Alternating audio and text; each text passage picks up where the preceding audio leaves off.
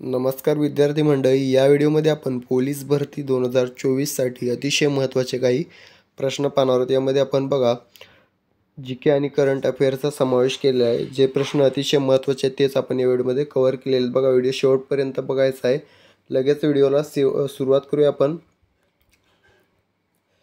या ठिकाणी बघा, पहिला प्रश्न आहे 1453 मध्ये ऑटोमन तुर्कांनी कोणते शहर जिंकून घेतले? मित्रांनो, प्रश्न आपण थोडे कठीण घेतलेले आहेत। या ठिकाणी 2023च्या भरतीमध्ये काही ठिकाणी कठीण प्रश्न विचारण्यात आलेले होते, ठीक आहे। तर बघा, 1453 मध्ये ऑटोमन तुर्कांनी कोणते शहर जिंकून घेतले होते? तर बघा, पर्याय क्रमांक बी कॉन्स्टँटिनोपल हे योग्य उत्तर असणार आहे। पर्याय क्रमांक बी कॉन्स्टँटिनोपल हे योग्य उत्तर असणार आहे, ठीक आहे मित्रांनो। या कॉन्स्टँटिनोपलचं सध्याचं नाव काय? तर बघा, इस्तानबुल असं आता याचं नाव आहे, कॉन्स्टँटिनोपल या शहराचं, ठीक आहे। त्यानंतर प्रश्न बघा, अणुऊर्जा आयोगाचे पहिले अध्यक्ष कोण होते? तर मित्रांनो, कोण होते? डॉक्टर होमी भाभा। डॉक्टर होमी भाभा हे अणु ऊर्जा आयोगाचे पहिले अध्यक्ष होते। मित्रांनो, होमी भाभांना भारतीय अणुविज्ञानाचे जनक असं देखील म्हटलं जातं। हा देखील प्रश्न पर्टिक्युलरली विचारला जातो, भारतीय अणुविज्ञानाचे जनक कोण? तर डॉक्टर होमी भाभा हे भारतीय अणुविज्ञानाचे जनक आहेत, ठीक आहे। यांनाच हेच अणुऊर्जा आयोगाचे पहिले अध्यक्ष होते। मित्रांनो, अणुऊर्जा आयोगाची स्थापना कधी झाली होती? तर 10 ऑगस्ट 1948 10 ऑगस्ट 1948ला पंडित जवाहरलाल नेहरू यांनी अणुऊर्जा आयोगाची स्थापना केली होती, ठीक आहे। त्याचे पहिले अध्यक्ष डॉक्टर होमी भाभा। त्यानंतर प्रश्न आहे, खालीलपैकी कोणत्या हक्काचा समावेश मानवी हक्कांमध्ये होत नाही? कोणता असणार आहे? तर बघा, पर्याय क्रमांक बी माहितीचा अधिकार याचा समावेश मानवी हक्कांमध्ये होत नाही।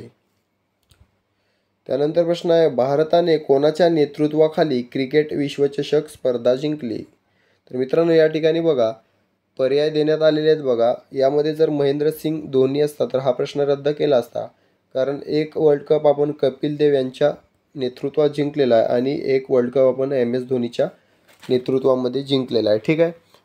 तर मित्रांनो, भारताने बघा कपिल देव यांच्या नेतृत्वामध्ये 1983 मध्ये पहिला वर्ल्ड कप जिंकला, भारतासाठी पहिला 1983 मध्ये, ठीक आहे। त्यानंतर दुसरा कधी जिंकलेला आहे? 2011ला महेंद्रसिंग धोनीच्या नेतृत्वामध्ये, ठीक आहे। तर बघा, कपिल देव योग्य उत्तर असणार आहे।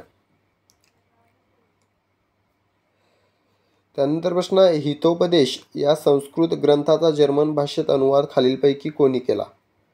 कोणी केलेला? मित्रांनो, फ्रेडरिक मॅक्स म्युलर याने हितोपदेश या संस्कृत ग्रंथाचा जर्मन भाषेत अनुवाद केलेला आहे।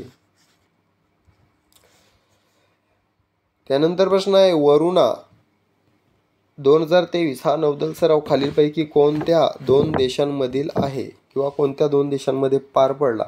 तर मित्रांनो, वरुणा हा 2023ला झालेला नौदल सराव भारत व फ्रान्स या दोन देशांच्या नौदलादरम्यान पार पडलेला आहे। भारत व फ्रान्स, ठीक आहे, लक्षात ठेवायचं आहे। युद्ध सरावावर नेहमी प्रश्न विचारला जातो। तर मित्रांनो, भारत व व्हिएतनाममध्ये कोणता युद्ध सराव पार पडलेला आहे? बघा, विनबॅक्स किंवा विनबक्स, ठीक आहे। हा जो युद्ध सराव आहे विनबॅक्स नावाचा, तो भारत आणि व्हिएतनाम यांच्यामध्ये पार पडलेला आहे। भारत आणि थायलंडमध्ये कोणता युद्ध सराव पार पडलेला आहे? अयुथया, ठीक आहे। हा जो युद्ध सराव आहे तो भारत आणि थायलंड या दोन देशांमध्ये पार पडलेला आहे। आता पहिली आवृत्ती या ठिकाणी झालेली आहे भारत व सौदी अरेबिया युद्ध सरावाची। कोणती आहे ती? तर मित्रांनो, सदा तनसिक असं त्याचं नाव आहे। ही पहिली आवृत्ती असणार आहे भारत व सौदी अरेबिया युद्ध सरावाची, ठीक आहे। आपलं मूळ उत्तर आहे वरुणा 2023 भारत व फ्रान्स। त्यानंतर प्रश्न आहे, पुढीलपैकी चुकीची जोडी ओळखा। या ठिकाणी चुकीची जोडी ओळखायची आहे मित्रांनो। तर बघा, माथेरान हे थंड हवेचे ठिकाण आहे, बरोबर जोडी आहे। ताडोबा ही लेणी नाही, चुकीचा पर्याय आहे। कोल्हापूर हे देवस्थान आहे, अजिंठा जागतिक वारसा स्थळ आहे। तर मित्रांनो, ताडोबा ही लेणी नसून राष्ट्रीय उद्यान आहे आपल्या महाराष्ट्रातील चंद्रपूर जिल्ह्यामध्ये असलेले हे ताडोबा हे राष्ट्रीय उद्यान आहे. ठीक आहे, म्हणून पर्याय क्रमांक बी आपलं योग्य उत्तर असणार आहे. त्यानंतर प्रश्न आहे बघा, विद्यार्थ्यांमध्ये शिस्त व लष्करी शिक्षणाची आवड निर्माण करण्यासाठी कशाची स्थापना करण्यात आली? कशाची स्थापना करण्यात आलेली आहे बघा, पर्याय क्रमांक सी NCC. NCCचा फुल फॉर्म काय मित्रांनो? National cadet corps. National cadet corps असा NCCचा फुल फॉर्म आहे मित्रांनो. याची स्थापना बघा 20 नोव्हेंबर 1948ला झालेली आहे. 20 नोव्हेंबर 1948ला. ठीक आहे, याची स्थापना करण्यात आलेली आहे. कशासाठी? विद्यार्थ्यांमध्ये शिस्त व लष्करी शिक्षणाची आवड निर्माण करण्यासाठी. त्यानंतर प्रश्न आहे, WPL यालाच महिला IPL म्हटलं जातं बघा. वुमेन प्रीमियर लीग 2024चा विजेता संघ कोणता बनलेला आहे? कोणता संघ जिंकलेला मित्रांनो? तर बघा, रॉयल चॅलेंजर्स बँगलोर किंवा RCB हा संघ 2024चा विजेता बनलेला आहे. ठीक आहे, उपविजेता आहे दिल्ली कॅपिटल्स. ठीक आहे, विजेता RCB. तर 2024चा विचारला तर RCB आणि 2023चा विचारला तर मुंबई इंडियन्स. ठीक आहे मित्रांनो, महिला IPLची ही दुसरी आवृत्ती होती. एकूण किती संघ खेळले होते? 5. याच्यावर देखील प्रश्न विचारला जाऊ शकतो. एकूण 5 संघ खेळले होते.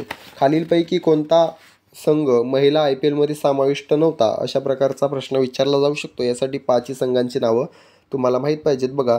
दिल्ली कॅपिटल म्हणजेच DC, त्यानंतर बघा मुंबई इंडियन्स म्हणजेच MI, त्यानंतर बघा RCBची जिंकलेली आहे तर रॉयल चॅलेंजर्स बँगलोर, त्यानंतर बघा पटना वॉरियर्स PW, त्यानंतर बघा गुजरात जायंट्स GG. ह्या 5 टीमी तुम्हाला माहीत असणं गरजेचं आहे. ठीक आहे, त्यानंतर प्रश्न आहे, भारतीय हरित क्रांतीचे जनक कोणास म्हटले जाते? बऱ्याच वेळेला प्रश्न हा रिपीट होतो आहे मित्रांनो. बऱ्याच पेपरमध्ये 2023च्या पोलीस भरतीचा हा प्रश्न रिपीट झालेला बघा. भारतीय हरित क्रांतीचे जनक डॉक्टर MS स्वामीनाथन यांना म्हटलं जातं. MS स्वामीनाथन. जगामध्ये कोणाला म्हटलं जातं? Norman Borlaug. ठीक आहे, भारतामध्ये doctor MS Swaminathan. Doctor Homi Bhabha आपण पाहिलेलं आहे, भारतीय अणुविज्ञानाचे जनक. ठीक आहे, त्यानंतरचा प्रश्न आहे बघा, सर्वोच्च न्यायालयाच्या न्यायाधीशांची नेमणूक कोण करतात? कोण करतात मित्रांनो? भारताचे राष्ट्रपती हे सर्वोच्च न्यायालयाच्या न्यायाधीशांची नेमणूक करतात. हाच प्रश्न जर उच्च न्यायालयासाठी विचारला तर राज्यपाल हे योग्य उत्तर असणार आहे. ठीक आहे, कोण आहेत राष्ट्रपती? द्रौपदी मुर्मू. सरन्यायाधीश कोण आहेत? DY चंद्रचूड. प्रधानमंत्री नरेंद्र मोदी. गृहमंत्री अमित शहा. ठीक आहे, त्यानंतर प्रश्न आहे, महाराष्ट्राचे आद्य कीर्तनकार कोणास म्हणतात? कोणास म्हटले जाते मित्रांनो? संत नामदेवांना महाराष्ट्राचे आद्य कीर्तनकार असे म्हटले जाते. मित्रांनो, मराठीतील पहिले भावकवी जर विचारले तर उत्तर द्यायचं आहे संत नामदेव. काय? मराठीतील पहिले भावकवी. ठीक आहे, महाराष्ट्रामध्ये सर्वप्रथम कीर्तन परंपरा ही संत नामदेवांनी सुरू केलेली आहे. ठीक आहे, योग्य उत्तर आहे महाराष्ट्राचे आद्य कीर्तनकार संत नामदेव. प्रश्न विचारला जातो, महाराष्ट्रातील पहिले वारकरी संत कोणते? तर बघा संत ज्ञानेश्वर उत्तर द्यायचे. ठीक आहे,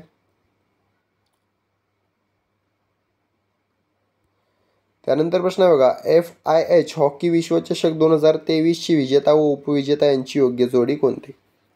महत्त्वाचा प्रश्न आहे बघा.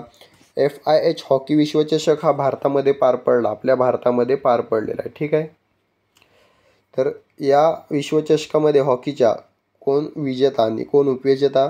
तर बघा, विजेता आहे जर्मनी, उपविजेता आहे बेल्जियम. पर्याय क्रमांक C या ठिकाणी योग्य उत्तर असणार आहे. जर्मनी बेल्जियम ही विजेता व उपविजेता यांची जोडी आहे.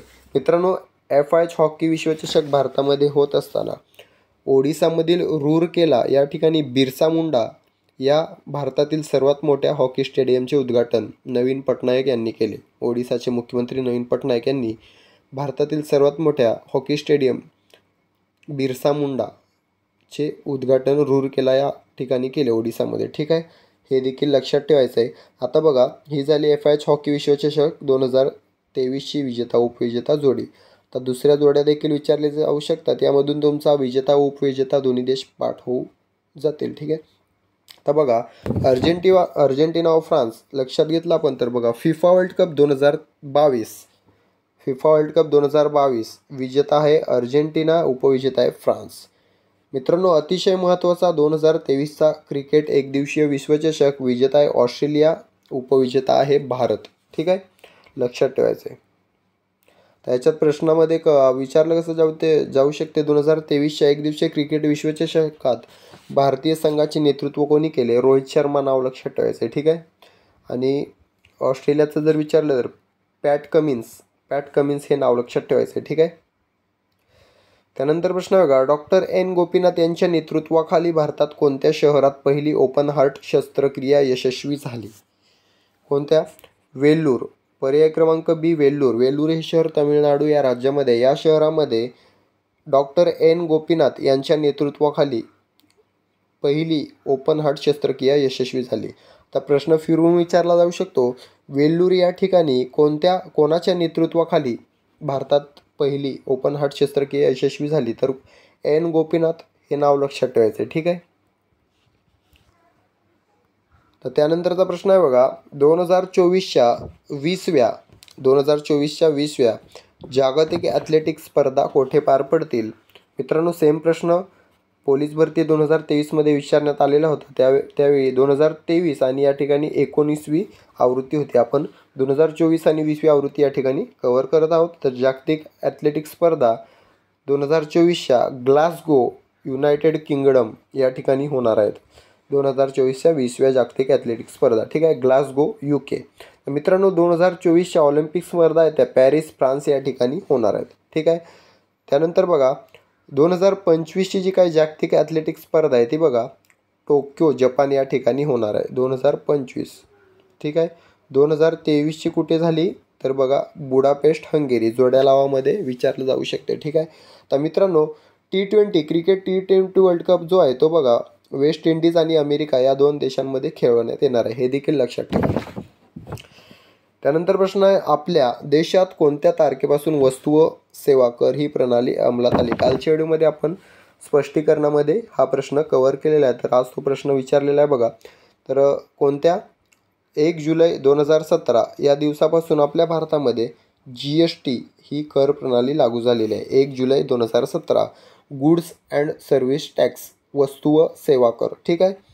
1 जुलै 2017 कोणती घटना दुरुस्ती झाल्यानंतर मित्रांनो GST लागू करण्यात आलेला? तर 101वी घटना दुरुस्ती ही वस्तू व सेवा कर याच्याशी संबंधित आहे. 101वी घटना दुरुस्ती देखील लक्षात ठेवायची, याच्यावर प्रश्न विचारण्यात आलेला आहे. ठीक आहे. तर बघा मित्रांनो, महत्त्वाचे प्रश्न आपण या ठिकाणी कव्हर केलेले आहेत. मित्रांनो, कसा वाटला व्हिडिओ कमेंट करून सांगा. व्हिडिओला लाईक करा, 2-3 मित्रांशी तरी शेअर करा. कमीत कमी चॅनलला सबस्क्राईब करून या, जेणेकरून तुम्हाला दररोजचे व्हिडिओ आपले पाहायला मिळतील. ठीक आहे. पोलीस भरतीचा फॉर्म भरला नसेल भरून घ्या, जास्त वेळ लावू नका. ग्राउंड आणि अभ्यासावर जोर मारायला सुरुवात करा. तुमच्याकडे कमीत कमी 7 ते 8 जास्तीत जास्त 1 वर्ष असणार आहे. ठीक आहे. कारण आता लोकसभेच्या, त्यानंतर विधानसभेच्या, त्यानंतर स्थानिक स्वराज्य संस्थेच्या निवडणुका असणार आहेत.